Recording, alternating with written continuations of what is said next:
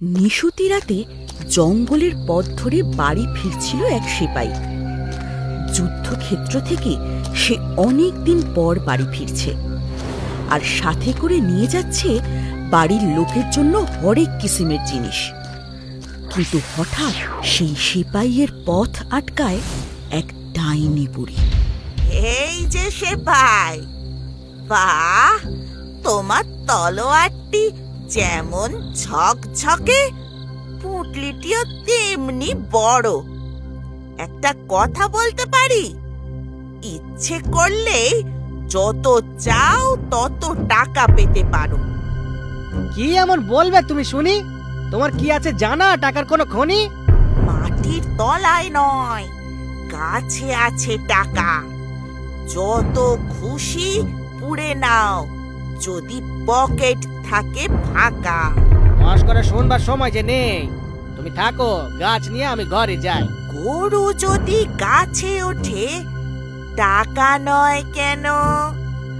ধৈর্য যদি ধরো সিপাহী, ফল পাবে ভালো। গাবো বন্ধ করে পথে এসো, তবে কি কাজ করলে সেই গাছ পাওয়া যাবে?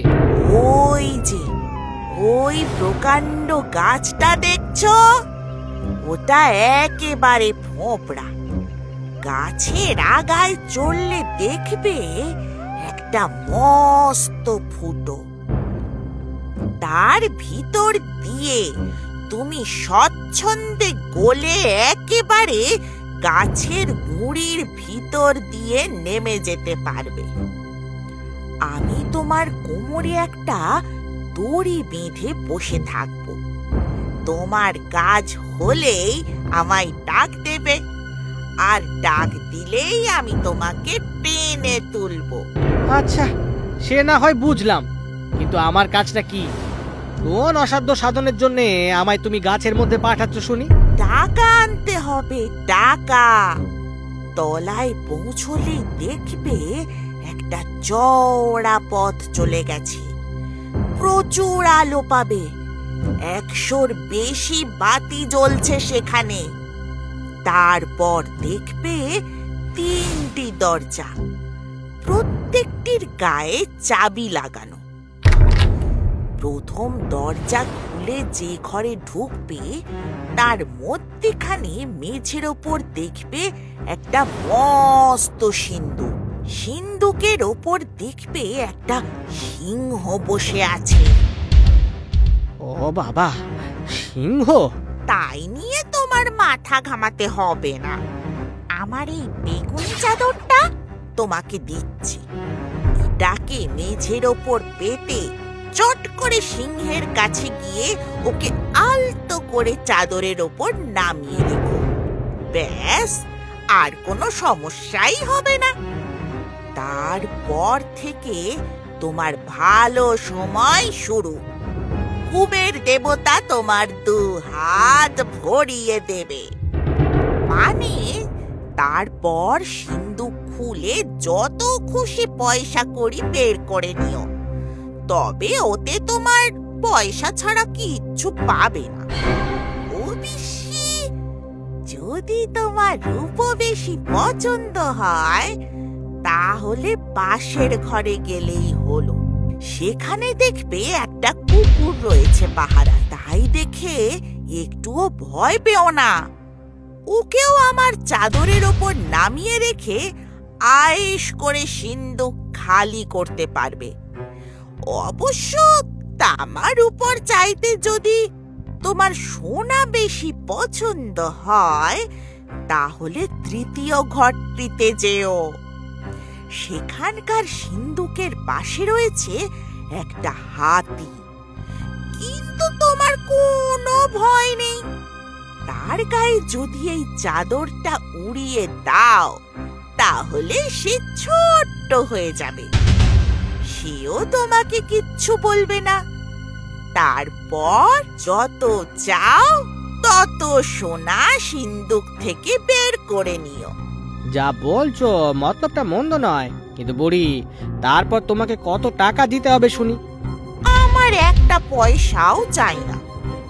তবে আমার ঠাকুমা শেষ যেবার নিচে নেমেছিলেন, ভুলে একটা পুরনো দেশলাই বাক্স ফেলে এসেছিলেন, সেইটে আমাকে এনে দিও। মাত্র একটা পুরনো দেশলাই বাক্স, ওতে তোমার কি হবে? তোমার অত জেনে কাজ নেই, যা বলছি ওইটুকু করলেই অনেক। বেশ, তাহলে দড়ি গাছে দাও, আমি পথ দেখি। এই নাও দড়ি, যত খুশি পয়সা তুলে নিও, শুধু দেশলাই বাক্সটা আনতে ভুলো না কিন্তু। আচ্ছা বুড়ি। সিপাই তখন গাছে চড়ে গাছের আগার সেই গর্তটা দিয়ে ভিতরে নেমে দেখে কিনা ঠিক ডাইনি যেমন যেমন বলেছিল একটা চওড়া পথ, তাতে কয়েকশো বাতি জ্বলছে।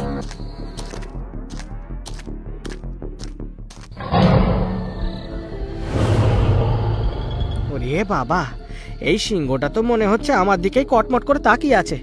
না না, আমার ভয় পেলে চলবে না। বুড়ি বেশ আসার সময় কি একটা বলেছিল। হ্যাঁ হ্যাঁ হ্যাঁ, মনে পড়েছে, ওটাই বরং ব্যবহার করি। বাহ, লক্ষ্মী সিংহ, সোনা সিংহ, তামা সিংহ, রূপ সিংহ। যাক বাবা, সিংহটার তো একটা ব্যবস্থা হলো। এবার পয়সাগুলো পকেটে ভরি।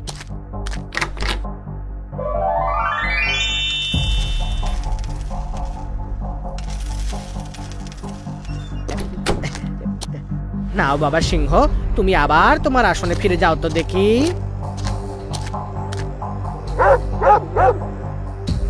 ওরে বাবা, হে কুকুরটা কত বড়! আমার দিকে অমন করে তাকিও না তো বাবা, ওতে তোমার চোখ খারাপ হয়ে যাবে।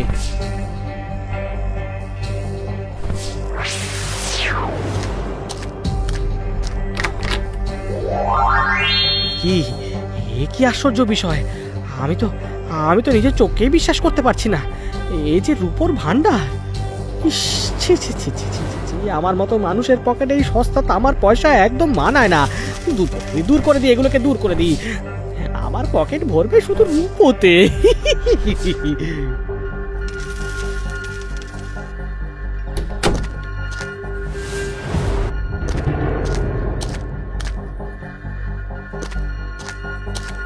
যাই, এবার তৃতীয় ঘরে গিয়ে দেখি ওখানে না জানি কি কি সব আশ্চর্য আমার জন্য অপেক্ষা করে আছে।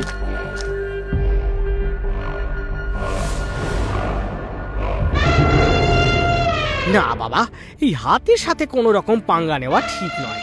যত শিগগির কাজ করা যায় ততই ভালো।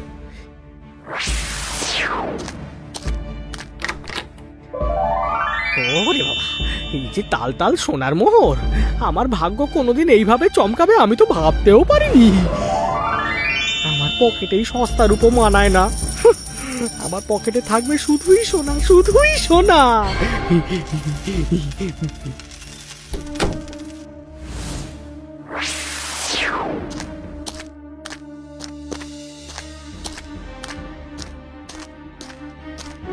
ওই ডাইনি বুড়ি, এবার আমাকে তলা দেখে নে। দেশলাই বাক্স পেয়েছো? ওই যা, একেবারে ভুলে গেছিলাম। দাঁড়াও দাঁড়াও, 1 মিনিট দাঁড়াও।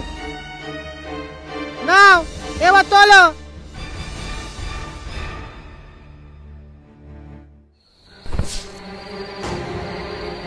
দেশলাই বাক্স দিয়ে তুমি কি করবে? তোমার তাতে কি দরকার শুনি? টাকা পাবার কথা পেয়ে গেছো, এক্ষুনি আমার দেশলাই বাক্স আমাকে দিয়ে দাও বলছি। তুমি বলবে দেশলাই বাক্স দিয়ে কি করবে, নাকি আমি তোমার মুন্ডুটা কেটে ফেলে দেবো? হ্যাঁ না, বলবো না।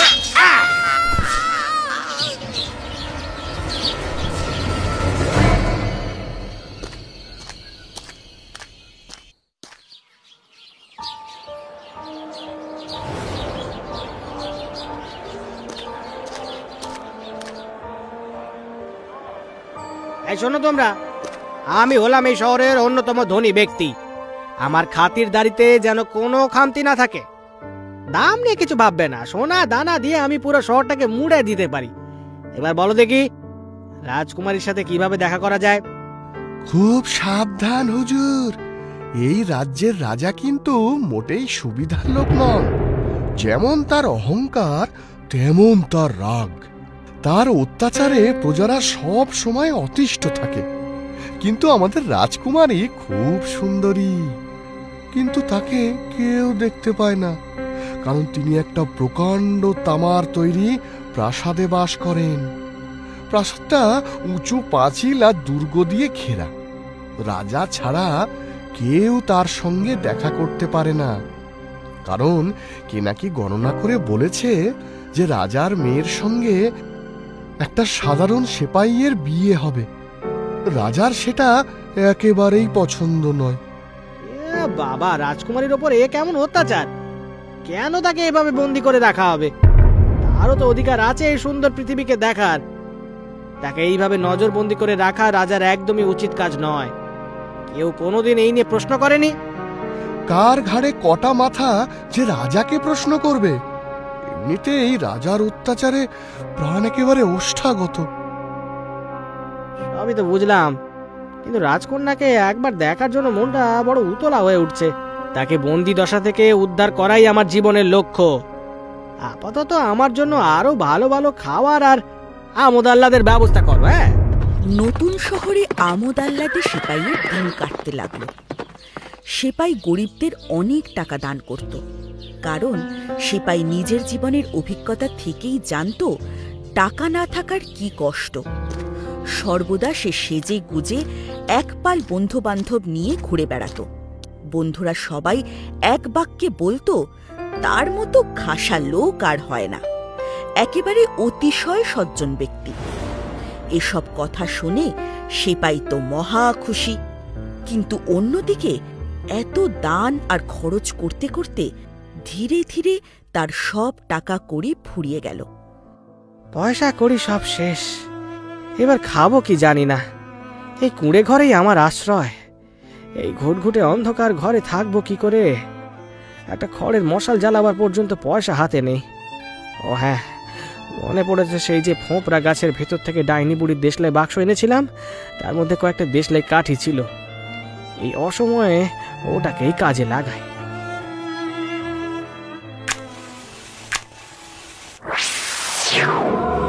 এ বাবা, এ কি হচ্ছে? আমি তো কিছুই বুঝতে পারছি না।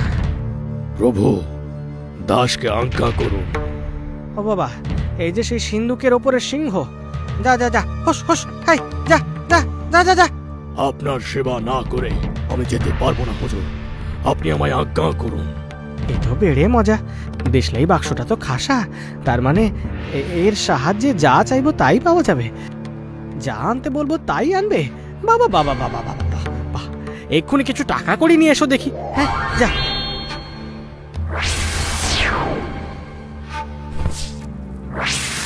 আচ্ছা আচ্ছা, এতক্ষণে ওই চমৎকার দেশলাই বাক্সের আসল গুণ বোঝা গেল। ডাইনি বুড়ির বলা কথা অনুযায়ী আমি নিচে গিয়ে প্রথম ঘরে পেয়েছিলাম তামার ভান্ডার, অর্থাৎ একবার দেশলাই ঘষলে তামার সিন্ধুকের সিংহ আসবে।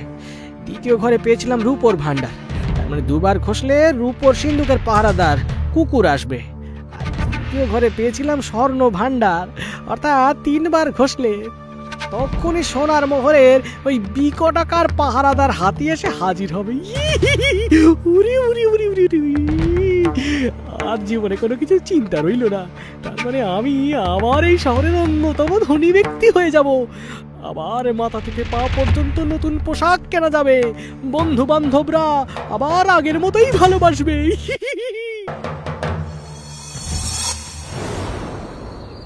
যখনই ওই রাজপ্রাসাদের দিকে নজর পড়ে মনটা কেমন খারাপ হয়ে যায় ওই রাজকুমারীর কথা ভেবে।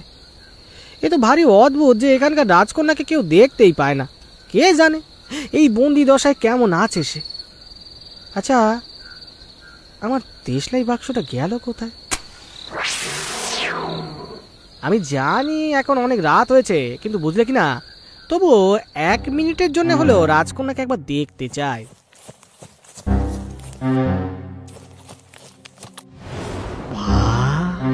কি সুন্দর দেখতে, কি অপরূপ রূপসী। রাজকন্যার হাতে এই সুন্দর গোলাপটা দি, এটাই তার ফুলের মতো হাতে মানায়।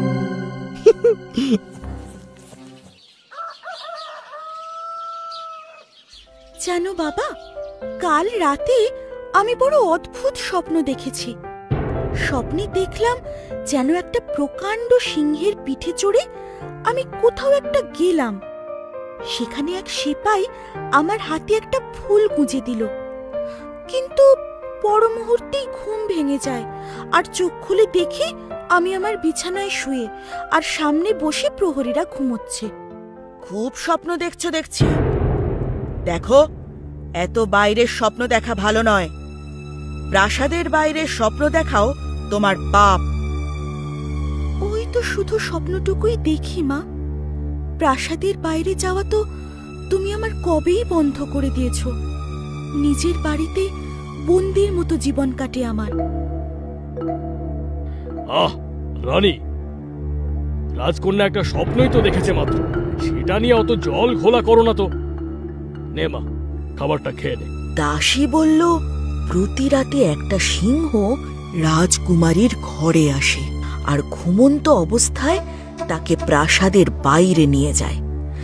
কিন্তু ওই সিংহ নির্ঘাত জাদু জানে, তাই প্রাসাদের কেউ সেই সিংহের পিছু নিতে পারছে না। আমায় ওই সিংহের মালিককে খুঁজে বার করতে গেলে অন্য পথ নিতে হবে। রানী কিন্তু ছিলেন ভীষণ বুদ্ধিমতী ও বিচক্ষণ। রানী একটা ছোট রেশমের থলি নিয়ে সেটাকে ময়দা দিয়ে ভর্তি করলেন।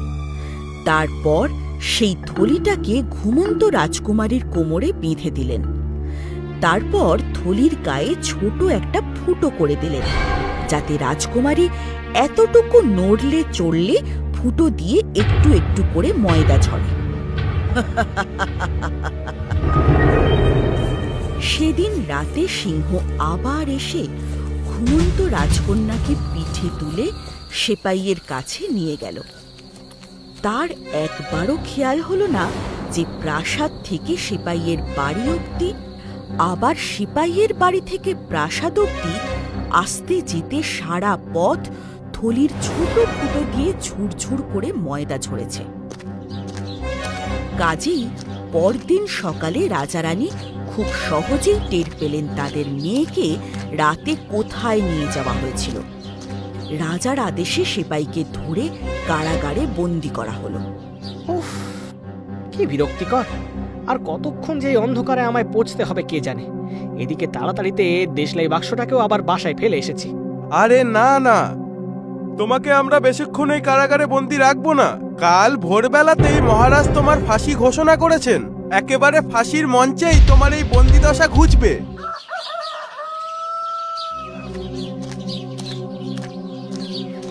ও ভাই, থামো থামো থামো থামো, অত তাড়া কিসের? আমি না গেলে তো মজা আরম্ভই হবে না। আমি তো আসো, কিন্তু তার আগে যদি এক দৌড়ে আমার বাসায় গিয়ে আমার দেশলাই বাক্সটা এনে দাও, তাহলে সোনার কয়েন পাবে। প্রাণ পরে ছুটতে হবে কিন্তু।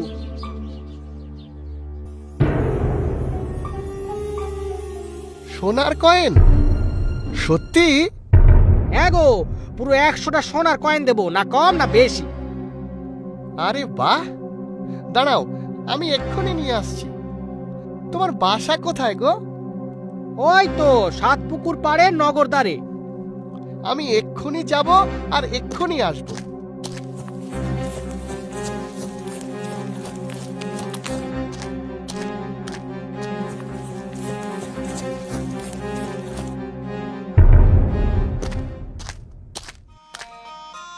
আমার একটা শেষ ইচ্ছে আছে মহারাজ। কি ইচ্ছে? আমার দেশলাই বাক্স থেকে কাঠি বার করে আমি একটু কান খোঁচাতে চাই। মহারাজ, ফাঁসির আসামির সেই ইচ্ছে রাখাটা আপনার দায়িত্ব। আচ্ছা বেশ বেশ, তোমায় কান খোঁচাতে 5 মিনিট সময় দিলাম।